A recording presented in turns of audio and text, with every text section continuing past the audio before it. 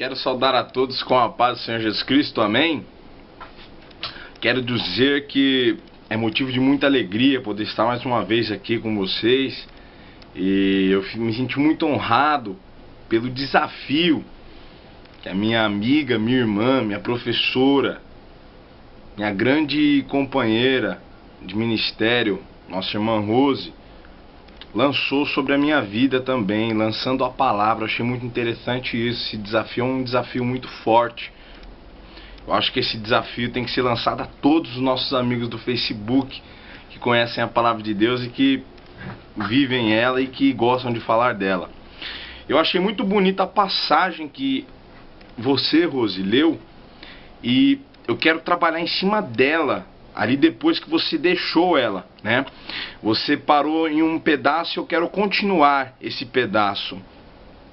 Eu quero continuar ali do versículo 8, que diz o seguinte: ele teve a visão lá que você já disse, que ele viu os anjos dizendo: Santo, Santo, Santo é o Senhor dos Exércitos, né?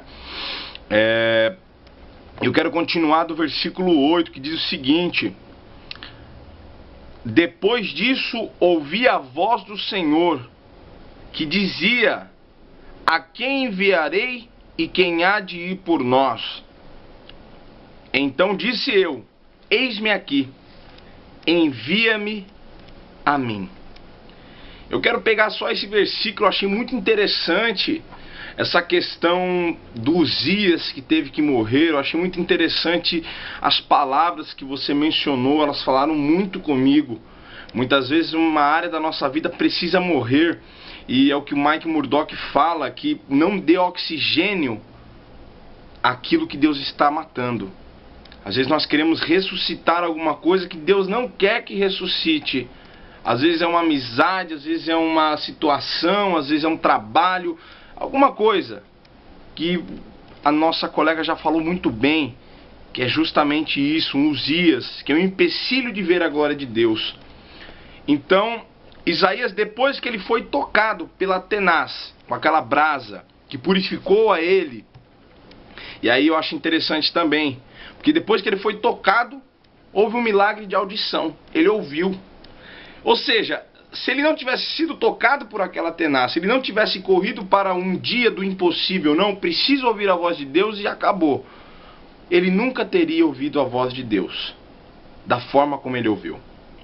Então, depois que ele foi tocado e purificou-se a área da vida dele que estava pecaminosa, porque ele mesmo assume que tinham lábios impuros, habitava no meio de um povo de impuros lábios, ele diz o quê? Ele ouviu: e a quem enviaremos e quem há de ir por nós? Essa parte eu quero me ater a isso. Deus, ele conta conosco para o trabalho. Quem sabe nós fizemos muitas promessas no final de 2013. Quem sabe nós fizemos muitos planos no final de 2013 e quem sabe até agora não conseguimos cumprir nenhum deles. E Deus pergunta mais uma vez: a quem enviaremos e quem há de ir por nós? O Uzias, que nos impedia de ouvir esse chamado, morreu. Nós entramos no templo, buscamos o dia do impossível. Deus está tocando a sua tenaz com a brasa para queimar, para cauterizar a parte que está ainda pecaminosa em nossas vidas, que está nos impedindo, para que possamos cumprir esse chamado. A quem enviaremos e quem há de ir por nós? Então, o que eu entendo com isso? Eu entendo que Deus está nos contratando para o trabalho. Isso é muito forte. Aí você me pergunta: quem pode vir? Jesus disse: vinde a mim, todos os que estáis cansados e oprimidos, e eu vos aliviarei. A Bíblia ainda diz, e você quem sabe pode perguntar: mas ainda tem vaga? Jesus disse: o que vem a mim, de maneira nenhuma eu lançarei fora. Nossa, que forte! Essa empresa que pergunta a quem enviaremos e quem há de ir por nós, esse Jesus que pergunta isso, esse Deus que pergunta isso, ele ainda diz que essa empresa, ela cuida de você. A Bíblia diz: buscai primeiro o reino de Deus e a sua justiça, e as demais coisas vos serão acrescentadas. Aí quem sabe nós podemos perguntar: mas o início começa em um mês, 2 meses, um dia, um ano de estudo? Não! A Bíblia me diz que o início é imediato. Quando ele cura aquele homem, ele diz: toma tua cama e anda. Vai-te embora. Caminha. Anda lá. Ele sai com aquela cama e as pessoas perguntavam: por que você está com essa cama? Ele dizia: Jesus me curou. Ou seja, ele já saiu proferindo o reino de Deus. Jesus me curou, é uma nova esperança, e chegou o momento e foi pregando o evangelho de uma forma até que indireta. É muito forte. Aí quem sabe nós podemos perguntar: mas qual é o nosso material de trabalho? A Bíblia me diz, Jesus falou para nós: em meu nome expulsarão demônios, curarão enfermos, pisarão serpentes e escorpiões, falarão em outras línguas, farão obras maiores do que eu fiz. Ou seja, então nosso material é o nome de Jesus. Aí quem sabe alguns de nós quer fazer ainda a pergunta: qual é o salário, né?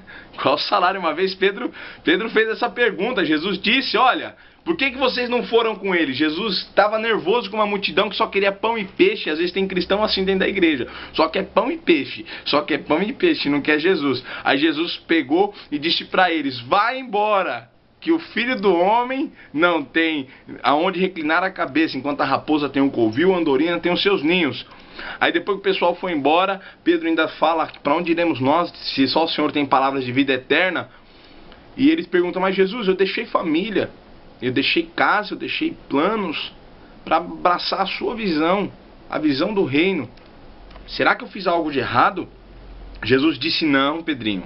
Pedroca, entende uma coisa: nessa vida é 100 vezes mais, e na outra, a vida eterna. Então o salário que Deus nos dá é esse. Nessa vida é 100 vezes mais, na outra, a vida eterna.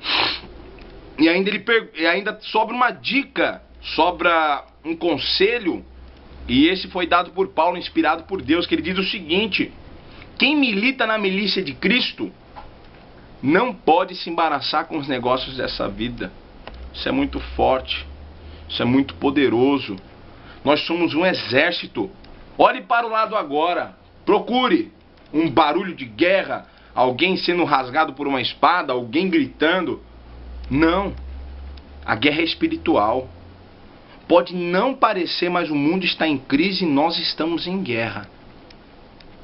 Nós precisamos vencer essa crise, nós precisamos vencer essa guerra e resgatar pessoas do mundo. Por isso que Deus tem essa preocupação: a quem enviarei e quem há de ir por nós? Aonde eu encontro o regulamento dessa empresa?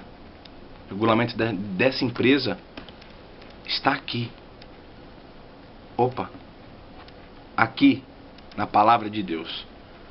Esta palavra de Deus é o regulamento para as nossas vidas, para que possamos ganhar almas, salvar pessoas do inferno através da palavra do Senhor.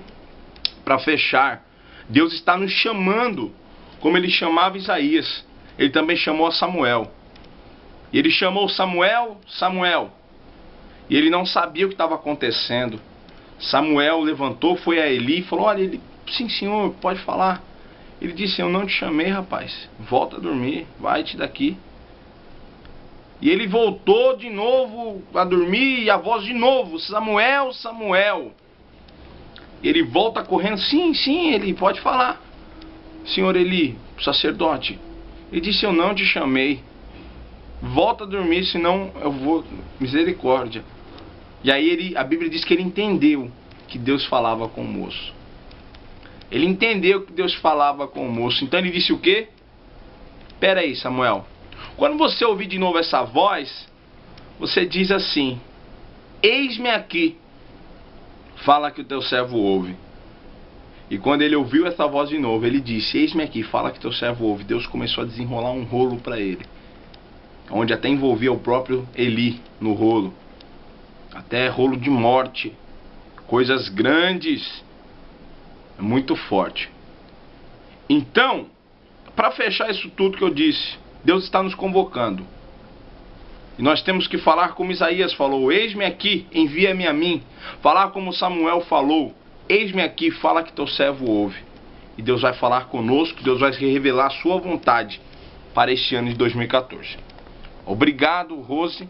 Mesmo assim eu posso te dar um CD, não tem problema, tá? Mas é bênção. Agradeço pela oportunidade, em nome de Jesus. Fique com Deus.